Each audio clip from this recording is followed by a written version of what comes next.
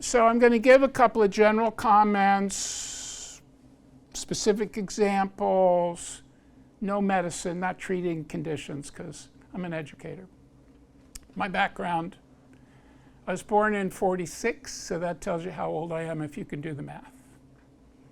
I grew up in DC, interesting, downtown, multicultural. Went to law school in the 60s and then dropped out. Didn't want to do that law. And decided I wanted to study the law of nature and spirit. Well, my parents said, whoo, this boy, you know, he's gone. I said, it's all right, I'm fine, I'll be fine. So I moved to a farm, bought an organic farm, grew vegetables, cooked on a wood stove, learned about this nutrition from living it. Brought the first meditation course to the US in 1970. My friends went with Ram Dass to India, and then they came back and brought teachers of quiet meditation. So I've been in a very interesting place all my life. Went to naturopathic school, started a health food restaurant in the 70s, moved to California, 76, in Berkeley. And then I joined a group called the Berkeley Holistic Health Center, wrote a book, Holistic Handbook. It sold 250,000 copies. We have a copy of it. How'd it go? So I had to say, do I want to be a celebrity or do I want to be an educator and community activist? And I went for the latter. Because to me, the celebrity route is too tedious. You don't have a good family life. You're always driving, you're always climbing, and it's just not my style. So we had an integrated medical center with 3 doctors, chiropractor, acupuncturist, body workers, nutritionist, moi, healing circle, fitness programs, and maybe 50 to 100 classes every quarter.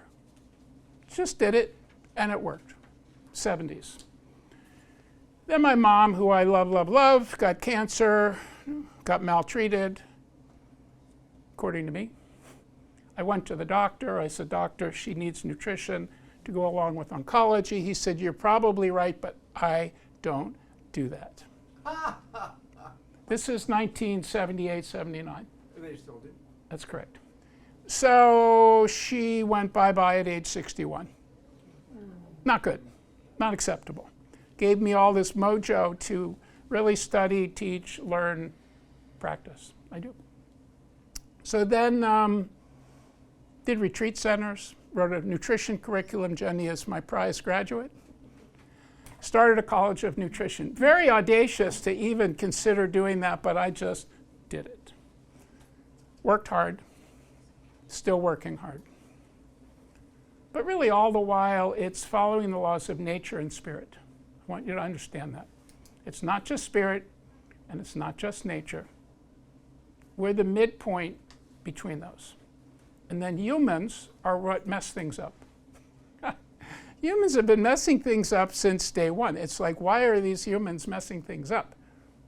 We're born into wellness, and then very quickly we get beat up. We get battered. My work now is community wellness, helping people who need help, who are poor and sick. So that's not us, but that's okay. It's people. So if anybody would like to work with me on that or be on my board, I welcome it. Because you need, people who are willing and able to kind of get this thing going. Because I do think we can play on the conscience of the big boys and say, come on, you have enough money, stop it. Start restorative justice. Start paying back. Start helping people. Start funding education. So for me, it's education, equity, and engagement on that level. Because, engagement is we're here, we're engaged. Equity is anybody can come and gain tools and skills. They still have to do the work. And then engagement is show up. So what I taught in my class, which is still true, is the drivers of illness are stress, toxins, trauma, malnutrition, addictive coping, and genetics. So if you unpack an aging is legit, okay, because we do wear down as we age. Stress, toxins, trauma, malnutrition, addictive coping. What's addictive coping? What's an example, huh? Smoking, Yes, what else? drinking, sugar, Yeah. overeating. Alcohol, drugs, all that. It's addictive coping. I'm in pain. I want to get out of pain. I eat cookies. I feel better. I'm in pain. I want to get out of pain. I drink. I feel better. And most people, that's what they do. They self-medicate with things they can get, or drugs, recreational, Or YouTube? or behavior, or distraction, or all that stuff. So holistic, which is my middle name, Dr. Edward Holistic Bauman. Oh well. I look at the whole picture, not just one level, or not just one problem. Because the problems we all described are the downstream effects of a life experience that has quite a bit of stress. To be alive is to have quite a bit of stress. It's more all the time. Quite a bit of toxicity. What is some of the toxins we people, other people are exposed to? Name half a dozen, please. Plastic. Plastics?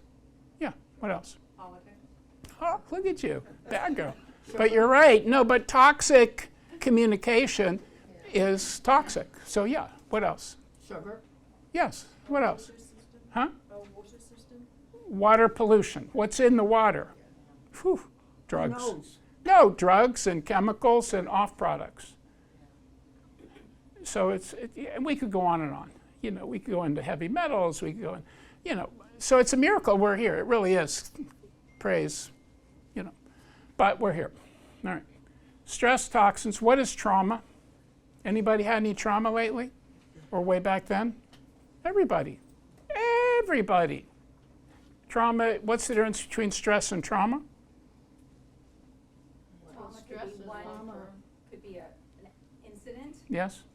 Stress could be, I don't know. All right. Somebody, Stress more ongoing. Yeah, duration and degree. that's pretty good. All right, I'll give you my 2 cents. You know, stress is irritation. I got stress, I'm irritated, I'm bothered, I'm upset, you know, something hit me. Trauma is it was bigger, it breached my defenses, it got buried in my soma and in my psyche. It was that bad. And it really shuts me down. And it really lights me up when I get restimulated. We know that. We see people acting out with trauma, you know, crazy, violent, horrible things. It's trauma that's being projected outward. I can't say I have a solution for it. I have ideas, but anyway, but that's a big deal. So there are certain kinds of activities, responses, behaviors that are driven by trauma or post-traumatic stress syndrome. And there's probably new names for new layered problems and even ancestral stuff. That's a big deal. You know, progressive people are now looking the whole history of humankind, history of women, the history of Africa, you know, that whole thing. And it's like, God, this stuff is layered and deep and yeah, okay? But that does affect our health. It does affect whether we get ill and how we get ill. All right, what's malnutrition? What's mal mean? Bad. That's correct. It's not undereating. Very rarely do people undereat in this world, this side of the fence. We overeat. And what do we overconsume that we really probably is contrary to our aging well? Processed food. That's correct. What else? That's it? Sugar. That's it? What about artificial sugar? Just as bad or worse. Oh, I don't eat sugar, I eat NutraSweet. What a game that is. Wrong. What else in terms of malnutrition? Poor eating habits and choices. When we use our microwave, it takes 50 or more percent of the vitamins out. I don't know if that's true. I, I don't know if it's true. I'm like this. I don't use a microwave. I don't either, but the point is I don't think that's the real deal.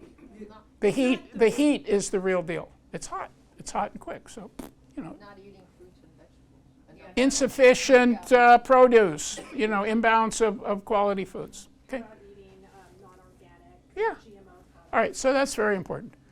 Lack of fiber. No, hold on, I gotta hold that thought. So going back to genetically modified organisms, this is a big business. Agriculture is a big business. Medicine's a big business. Pharmaceuticals is a big business. Sick people is a big business. Farmers having to buy seeds that have been modified to enable to get funds, they do it. Then in terms of having seeds that have not really been tested out or not really looked at the effect on human life across any duration, we are the ones being studied, we add glyphosate to the soil. What is glyphosate? Yes, right. How often is it used? 4 billion pounds a year. 4 billion pounds a year. How long does it last in the soil? 50 years. Not forever, but 50 years. We'll be gone in 50 years, but what about the babies that haven't even been born? What about the food and the water that is saturated with this kind of chemical that is really an antibiotic? Did you know that? Glyphosate has quite a strong antibiotic effect. Glyphosate actually kind of kills the friendly flora in the gut. So it's a neurotoxin. So when the bugs eat it, makes them sick. They get instant dementia. When the people eat it, they get slow dementia.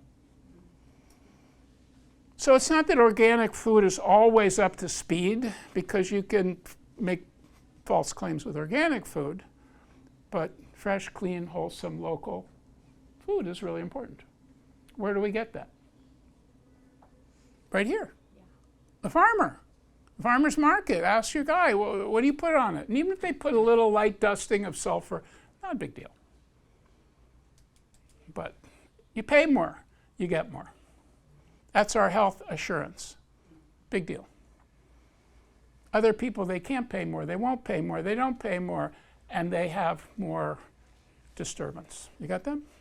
So malnutrition's all over the place. Do kids have malnutrition?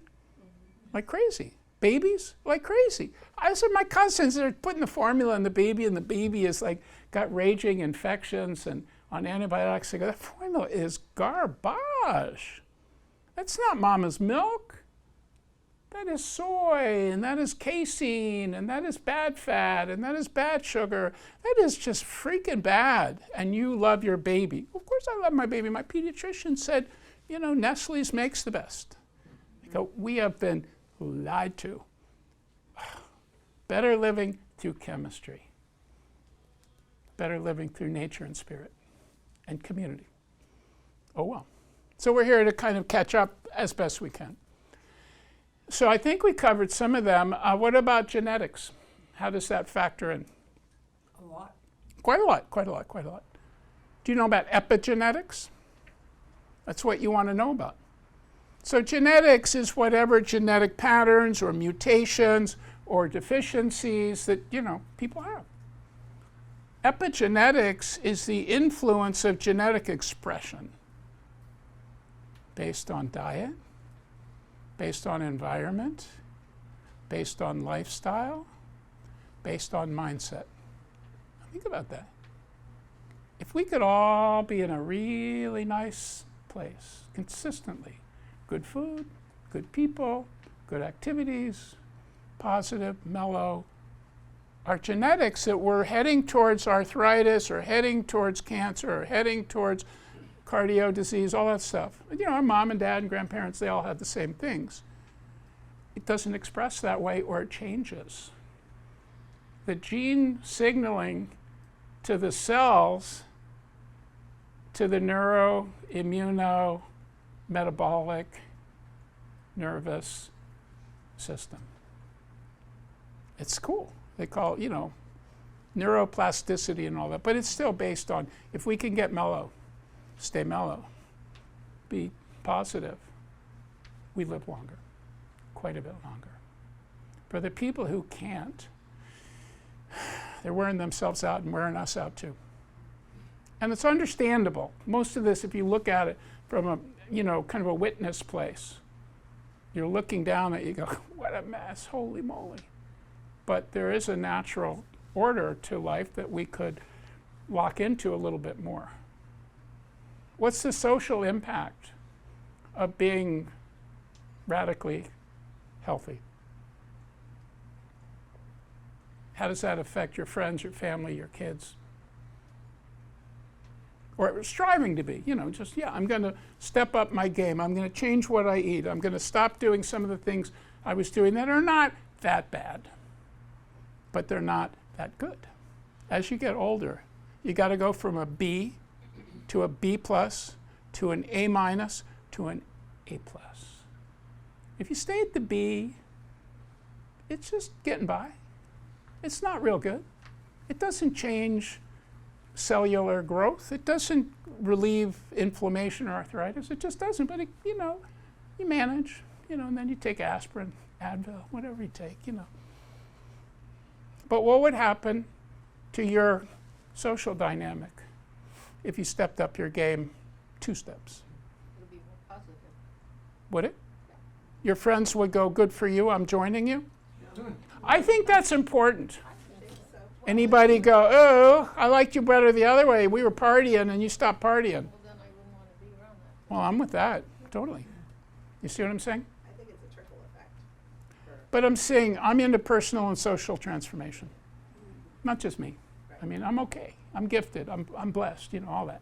But I really need to make a difference. I've been called. I've been guided to get on with it and make it better for as many people as we can, and each of us influences those around us.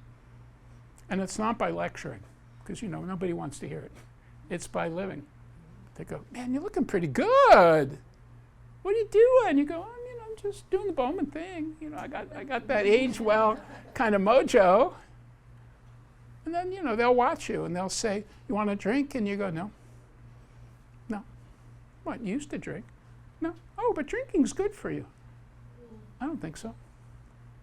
So most things that are okay or have been sold to us, not really. And the problem is not the grape. The problem is not the alcohol. The problem is the contaminants, the preservatives. The problem is not the meat. The problem is the grain, the grass, the hormones, the cruelty, that's the problem. Meat's good. So anybody who goes, meat's bad. I understand the moral argument. I respect it a ton. But the idea, concentrated food, that most humans do very well on. You see what I'm saying? So the idea, what about milk? Milk's good. What about regular milk? Not so good. Why? Because the cows have eaten the wrong food, soy and corn. It's not their food. It's both been genetically modified. They've been given hormones and antibiotics, both of which are unhealthy. They've been giving bleaching agents and other things that are not labeled.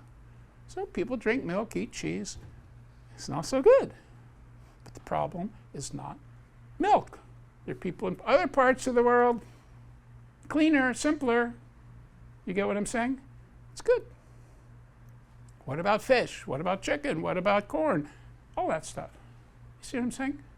So as best we can, and we have sensitivities and things that don't work for us, and we know. You try it, you feel bad. You try it, you feel bad. Okay, I'm not going to try it. I tried it and I felt bad, so I'm not doing it for a while. That's understandable. But the elephant in the room is the malicious genocide, nutricide of the freaking planet. It's so bad. And it's getting worse. No accountability. Oh, you question it. What happened to Dr. Bauman? Oh, he had an accident. He's gone. I saw him yesterday. He was fine. He was all here. You see what I'm saying? It's a rough scene, but nevertheless, you can be part of this whole movement towards integrative wellness. That's what I teach. Holistic 3.0, integrative wellness. Now, I was thinking about what can I say, in an hour that could make a difference. Well, I've already said enough, but I've got more. The levels that we have to work with is first get into this kind of calm, quiet, peaceful, healing space, loving space. And not just for 20 minutes in the morning and 20 minutes before bed, all day. Something goes off, something that's bad, you're still in a kind, peaceful, gentle space because you're not your circumstance. I'm not my circumstance. The circumstances are rough, man. Even people I love are, having big trouble. But for me to be me, I have to stay centered, grounded, anchored, so I can help people. If I go into their space, I'm gone. There's always an energy. If the energy is low, you try to elevate it just a little bit. You try to offer a lifeline to co-regulate. And people elevate. If they're doing that, then you go, let's try to, again, realistically, situationally show up in a positive way. Look at solution, not problem. Because problem, you make yourself really mad when you look at problems all the time. So there are solutions, and that thing about engagement is a big thing. Relationship is huge. And calling people. I haven't seen her for a while. I'm going to call her. Say, hey, that's service. People who do service live 40% longer than people who don't do service. Narcissists, no bueno. And we know narcissists, right? So service is the antidote to narcissism. Service is, it's not about me and all I can do and all I can get and all that attention. It's like humble, simple, quiet. And how you doing? Good to see you.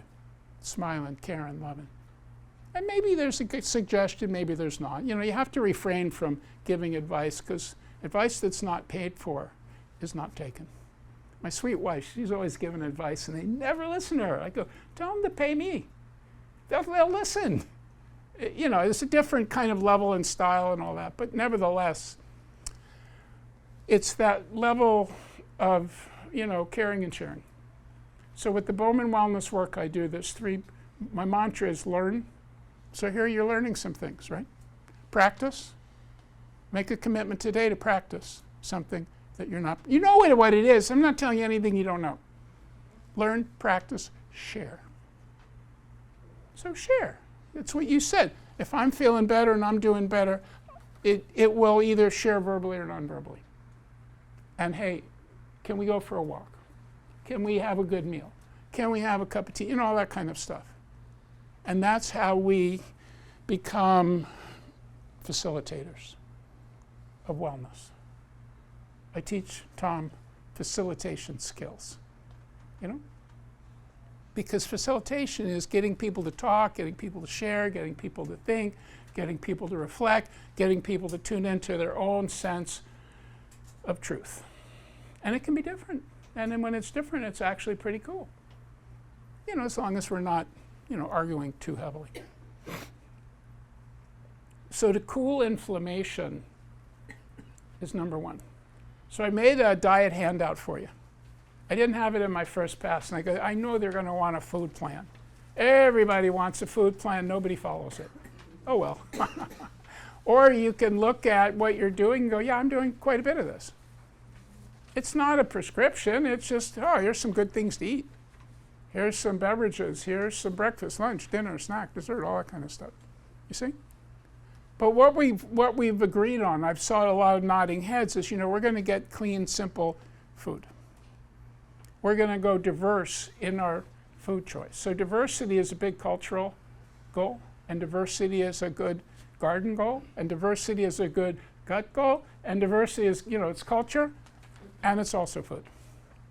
So what I'm going to ask you to consider, if you can eat 30 different plant foods this week. It's not a lot. It's not a lot. Now again, a plant food could be a bean. It's a plant. Can't run. It's something that can't run on its own. Okay? That's a plant. Some of us are vegetables in the room, so what can I say? But the idea is, sure, it's a fruit. Yeah. Different. It's a veg. Yeah. It's a nut. It's a seed. It's a grain. It's a bean. It's herbs, spices. You ready for my mojo mantra? You got to repeat after me. And I want you to work this and share this.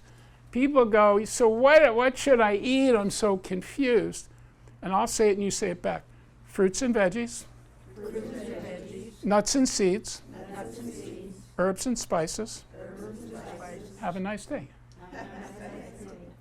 One more time. I'm first. What do we eat? Fruits and veggies, nuts and seeds, herbs and spices. Have a nice day. What does have a nice day bring to the conversation? What? Yeah, every time. Every time. That may not be the entirety of your food plan, but it's a good basis. So again, because I don't know, I got chutzpah. I built a food plan that was an alternative to the USDA. Remember the USDA 4 food groups, pyramid, plate? I go, that stuff is garbage. Sorry. I'm going to talk about eating for health. So I built a nice, colorful mandala of eating for health. And I created in 1991. And it's still good. And I haven't had to retract anything. That's pretty good, because you know how the trends change, the highs, the lows, the do's, the don'ts. But it's a diversified whole food approach. And you make choice. I think that's important. But I think if you took a notebook or you put it in your head and you go, okay, yeah, I'm going to count how many plant foods I ate today. You go, I had more than I thought. Actually, I had 6, 7, 8. Because, this, that, you got a burrito bowl downstairs. I asked him, what's in your burrito bowl, it's just rice and beans and veg. It's good. It's not just fruits and veg. Fruits and veg are important, but if you eat fruits and veg, you'll be hungry all the time. So you have to have something to go with it. And at the very center of eating for health is fats and oils. It's important. It's not fruits and veg. It's fats and oils. Your brain is 60 to 70% lipid. When your brain is starting to cave in, it's fat oxidizing. It's pretty interesting. If you eat no fat, you just oxidize. Your skin gets dry, your hormones get off, all that stuff. So I'm not a keto guy or any of that. I'm not. I mean, occasionally, sure. But in general, enjoy as many avocados as you can. An avocado a day will give you plenty of mileage. Okay? And in general, things with skin are not as affected by pesticides as things without skin. Fruit is the most affected by pesticides because, bugs like fruit. So if you're a blueberry or strawberry, there's going to be more pesticides on that. And even on organic, they'll have to put something so all the crop doesn't get eaten. But, a banana has a skin, and, onions have a skin, and, bugs don't want to eat an onion. Onion's not their food. People go for sweets. So the anti-inflammatory cooling inflammation diet is really getting rid of artificial sugar, refined sugar. But you can have honey and maple syrup all you want. You can. I mean, don't get crazy with it, but you can have it. You can have dates all you want. Some people can't get a date. So I got dates. Some people have mood disorder. I got chocolate. No more mood disorder. Chocolate, cocoa is a booster food. Depends what else is in it, like most things, but dark chocolate works pretty well for most females. Men tend to like salt and savory. Women tend to like sweet and creamy, just as studies and demographics. I'd like you to lose food guilt. I just don't think it plays a part.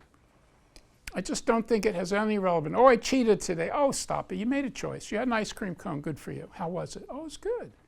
Where'd you get? What kind? How big was it? You get what I'm saying? So if you have quality food, you eat less. You pay twice as more, you eat half as much. That's a big deal. A key to longevity is not being overfed. You don't have to starve. If you want to do an intermittent fast, you can. And it may work, it may not. Everything, for some people, works great, and for other people, it doesn't work at all. How do you know it doesn't work? Well, I just woke up in the middle of the night, or I had headaches, or my blood sugar wasn't right. So So that's why I've never looked at one size fits all. Cooling inflammation. Do you know the difference between sympathetic and parasympathetic nervous system? You do? Can you describe it? No, Oh, you just, but I know what it is. all right. So the muscles in the brain, the working system, you know, you're working or you're working out, or, that's the sympathetic system. It feeds on sugar. So people eat sugar and they actually are pretty good. They feel more alive. They're getting after it. But it inhibits digestion. So somebody goes, digestion's not working very well. When people get too wound up, and people do get too wound up, they're sympathetic dominant, sympathetic predominant. And it's fight, we see a lot of fighting, flight, we see a lot of fleeing, and freeze, we see a lot of freezing. Can't move. So if you're in that, you know, stress mode, sympathetic nervous mode, you need sugar. You run on sugar. And there's all this, you know, energy. But what we want to start practicing is getting out of that mode. Okay, I did that for a while. Now I'm relaxing, I'm laying down. Isn't it good to lay down when you get older? I do. Isn't it good to rest? I do. Isn't it good to sleep? I do. Isn't, you know, all that stuff. You're literally this way instead of this way. When you're vertical, you're in your sympathetic system and you're running your brain and you're running your nerves and, you know, you're running. You're literally running. My friend Tom says, yeah, I'm learning to calm down. Whew, take a few breaths. Get settled. That puts you in your parasympathetic system. That's called rest, digest, and heal. Parasympathetic is like, whoa, I'm kicked back. I was visiting my friend watching the Super Bowl.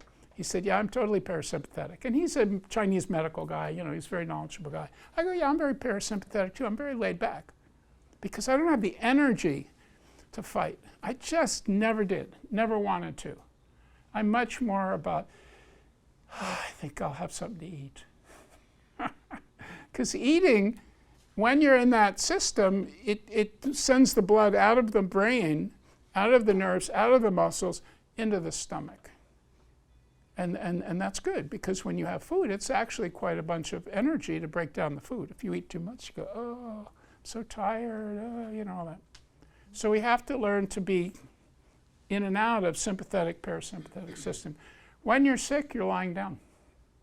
When you're exhausted, you're lying down. When you're depressed, you're lying down. When you're overwhelmed, you're lying down. It's okay. I mean, you know, it can be overdone, but there's this idea that we should always be peppy. That's wrong. It's not necessary. It's better to be mindful. It's better to be discerning. It's better to have self-regulation. Like my wife, I go, how's your day, honey? She said, I was exhausted. I go, what'd you do? Oh, I just took a nap. I go, good job. So there's no guilt, no shame on any of that stuff. When you're beat, you just got to rest more. Sooner or later, you know, you'll get up and go. And then you have to learn to conserve energy. You have to bring energy to you and keep it in your body, not just give it away. What are ways that you disperse energy that's non-productive for you? Overdoing. That's right. What else? Overdoing is getting stuck in other people's circus. Get out of their circus. Say, good luck, God bless. But I'm not in your show. I'm not your monkey. I'm not in your circus. And when you do that, you just bring a lot more kind of strength to yourself. I mean, you care. But you don't have to hear, he said, she said, they said, yesterday, tomorrow. It's like, I can't do anything about it. And people who know me see me walking out of rooms.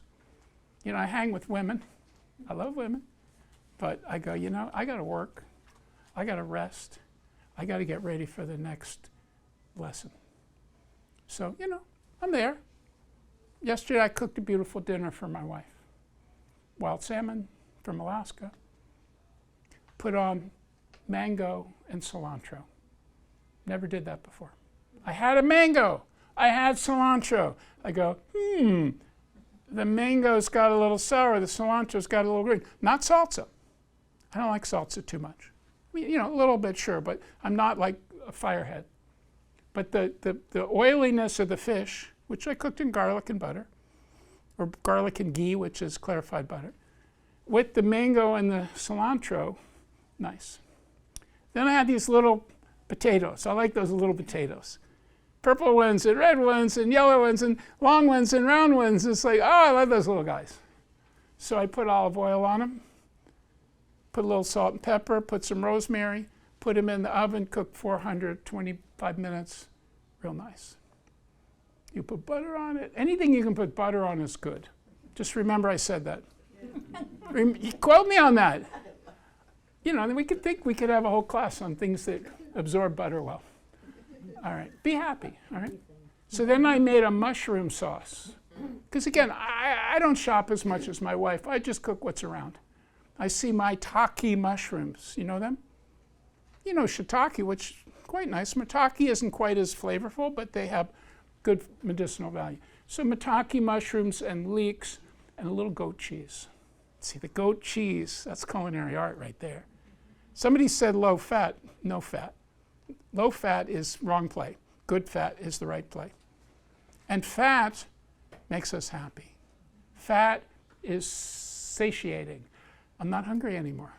People who are low fat are hungry. And then they eat ice cream, whatever. But anyway, putting goat cheese in with these mushrooms and then these mushroom sauce could go on top of the little potatoes. Or you could put them on the fish, or you could just eat it because it was good.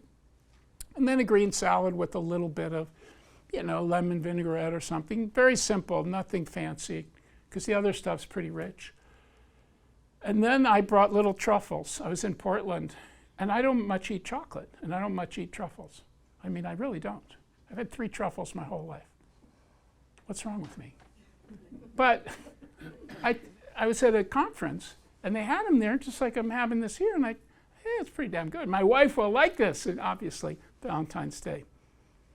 So that was it. And a cup of tea, and this is the tea that I made here, which we'll all have before we leave. You see what I'm saying? And you know how long it took me to put that together? 25 minutes, top to bottom. Kitchen mostly cleaned up, meaning, put it over by the sink, not in sight. Because I know how to cook. And I'm doing it for my sweetheart. She's liking it, Then she said, let's go out, honey. I go, no, I want to listen to the Warriors. I did my thing. That's enough. I mean, we have 40 years together. She said, this is our 43rd Valentine's Day. I go, that's pretty cool, honey. I mean, and it is. You see what I'm saying? But this idea of let's throw a meal down and share it with the people we love, or share it with people we don't even know. We were watching a Niner game 2 weeks ago. And they were getting their butts kicked. And I was with a lady who I just met. And I said, I don't have TV. And the game's getting closer, the Niners. She said, you can come over to my house and watch the end of the game, and I'll cook dinner for you. I go, what are you going to make? And it was healthy. I go, thank you. So I think we could be more gracious. I'm looking at old school. I'm looking at village life. You see what I'm saying? Yes? Your story reminded me of this card. What is it?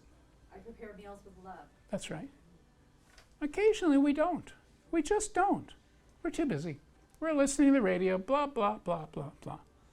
It's just a mindset around, all right, give me some time, give me some space. It's recreation. If you like to cook or know how to cook, and if you don't, find people who like to cook and say, oh, I love your food. I have some people who just go crazy. They go, oh, your food. I go, I'll cook for you because we like that kind of appreciation. Now, wellness, right? First thing, cool inflammation by being more laid back. Second, resilience. What is resilience? Bouncing back, Right. From whatever. getting knocked down, taking a loss, taking a hit, being sick, losing your money, losing your, To live long and well, it doesn't mean you don't have a lot of stuff happen to you. but you have confidence, or you build confidence that you'll get through it. And if you die, it's not the worst thing in the world. Suffering is worse than dying. That's a big deal. So, gaining resilience is even acknowledging. I was working with a client, and she's, scrambling around, mother of two, that whole thing. Oh, I don't know, I didn't do very well. I said, the only thing you didn't do well is accept how well you did. Think about that. We all do the best we can. We can't always keep up, but she sure as heck gave it her best shot. So, those kinds of mindsets, we're elder people, we could be mentors for other people and remind them that you're doing really good. You may not have what you want, you may not, blah, blah, blah, blah, blah. But if you can accept yourself and love yourself and gain resilience, because if it doesn't kill you, it makes you stronger. And recognize that, look for that. And then, the third thing is community. Why is community so important?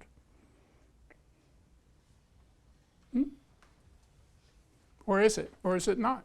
Should we be just, I don't have really any close friends, and I do the best I can, but it's kind of mean world out there. I don't, What makes... We all need a sense of belonging. We find ourselves in community. You see yourself as you're part of a tribe. Think about that. We need a tribe. Whether it's the church, whether it's the health club, whether it's the family, the extended family, and all that. How do we cultivate, nurture, and grow community? Participating. Showing up. That's right. Do you have to feel good? No. And when you show up when you feel bad, you get extra credit. Because most people, they wimp out. Oh, I was going to come, but I don't know, I was kind of tired, and I didn't want to drive, and, just show up. You feel better when you're in a positive group. And you don't have to perform. Nobody cares. Oh, I don't look good today. Nobody cares. We are the light, not the lampshade. What does that mean? We're not covered up. I'm saying physically, it's not a pretty picture. The anti-aging solution is not to look in the mirror. I don't like looking at myself. All that kind of stuff. But the idea is, when we're open, when we're part of spirit, when we're part of life, when we're part of family, when we're having joy, when we're showing love, even when there's real problems, we're like gorgeous, we're lit, we're great. And when we're not, we're just kind of withered and sad and lonely. So it's really interesting to see how being attuned to the light, and you can use that metaphorically on any level you want, really kind of elevates your energy, elevates your mood, elevates your ability to even think and act, even your cognitive function. It really does. And when we're shrouded in darkness, we just shut down. We just go into a small place. So it's practice. So what are 3 components of aging well that I just mentioned? Community was the most recent. That's good. What was before that? Resilience. That's right. And what was the first one? That's right.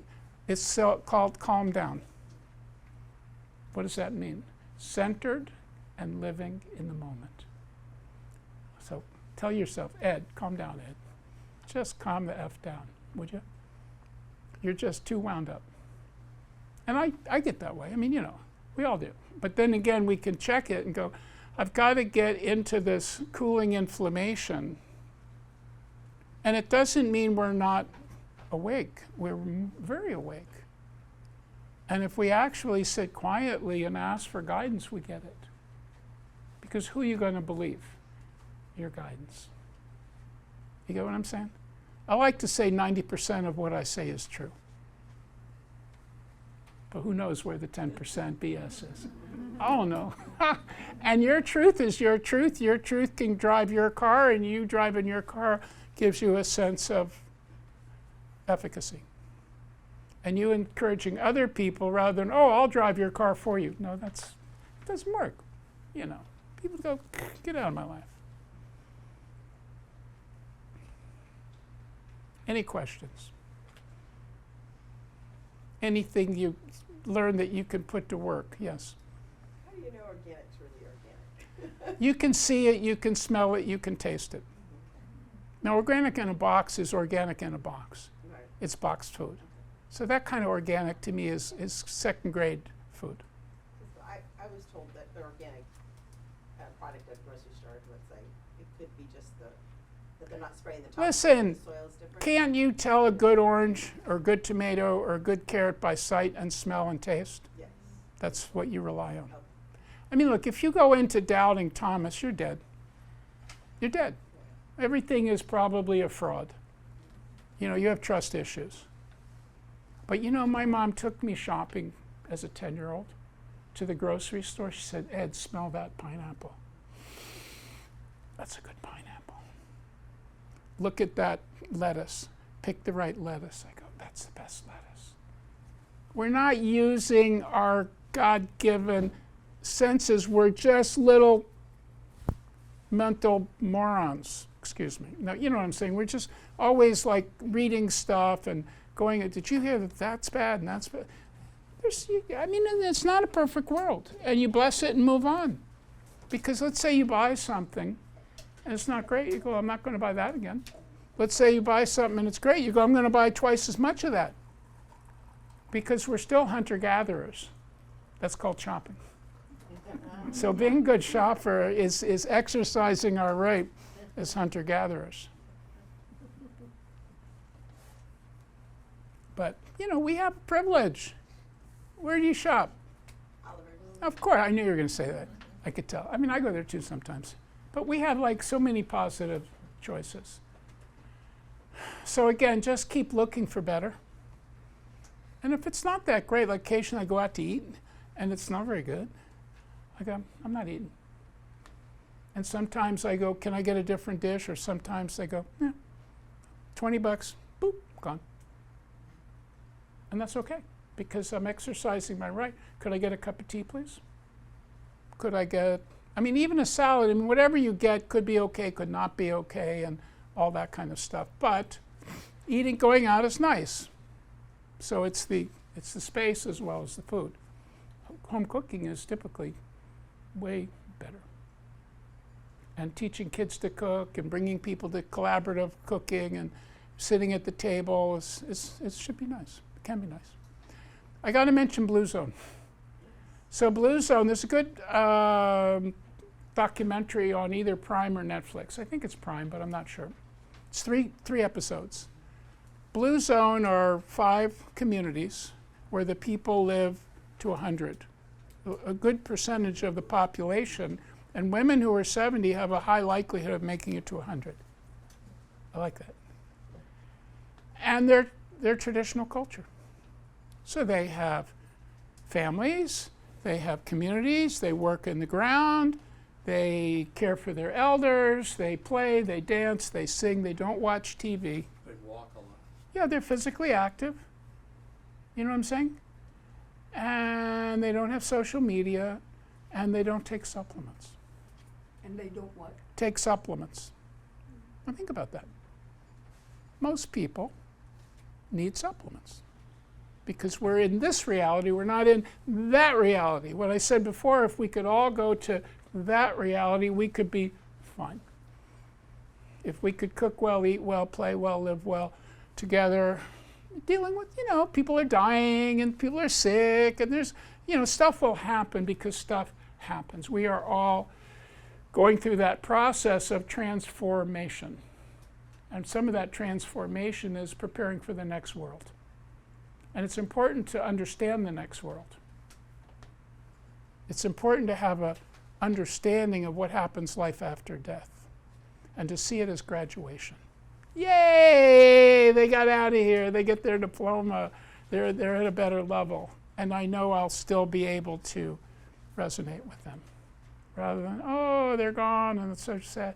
I mean, losing a friend on a physical plane is a big deal. Losing a relative is a big deal. But there's like so much more to this existence. What we see is just TV show. It's all just a bad TV show. And sometimes we're the lead character and we're heroes. I like a good hero. I do. I like a protagonist.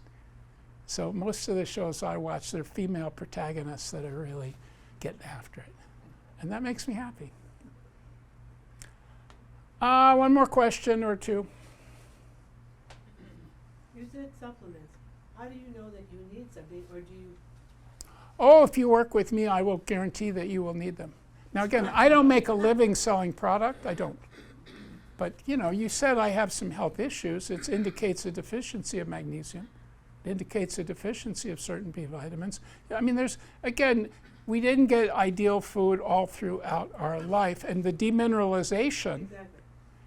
it can be, addressed. I do see clients, so if you want to work with me, send me an email. I'll talk to you on the phone for 10 or 15 minutes just to discuss what I do and how I do it. And then we'll see if we want to do it. I'm not looking for clients, but I help people if they want me to help them. And also I look at all the pills they've got. I go good, bad, ugly. I take 2 or 3 supplements. That's all I've taken most of my life. And I'm a nutritionist. I have my own, pharmacy, so to speak. But I rely mostly on the lifestyle and the diet and the whole thing. But other people, they have much worse problems. And their digestion is compromised, their assimilation's compromised, their nerves gut. They're in a rough state, so it can be helpful. But if you take dietary supplements and you don't create this eating for health, anti-inflammatory, calm down, chill ed program, the supplements are not sufficient. Supplements are not drugs. Does that answer your question? It does. But there is lab and stuff. I can do lab. I can sort out what's up, what's down, what's, all those things. Well, it's interesting because I've gone to get lab tests, and Yes. the thing is that they don't do the basic. They just do a basic. I understand. panel. They don't do additional things that see what's missing. So So what I built out for my clients is called a neurobiome panel. Nerves, Yeah. gut, hormones, toxins, nutrients, food sensitivity. So again, it's something that I built with a lab. People purchase it. They send a sample to a lab. The lab sends back a report. I go over the report with people. so you can't prescribe something and then say I take it to Kaiser. They don't do those tests. No. Okay. Kaiser is very limited, Yes, with all due respect. no. But like I say, a lot of people are not getting enough information to make, to be able to reverse some of the issues they have, because it's really about resilience, recovery, and restoration. So we're all in a state of recovering, because it's been a long, hard ride. Who said that? Jerry? Somebody did. Anyway, I don't know. You know what I'm saying. So what I have is a hibiscus tea, and I have sweets. So for now, I think we'll call it a class. I hope you enjoyed it. If you did, go. Thank you very much. Tell Shelley, okay? Tell Shelley. We will. All right.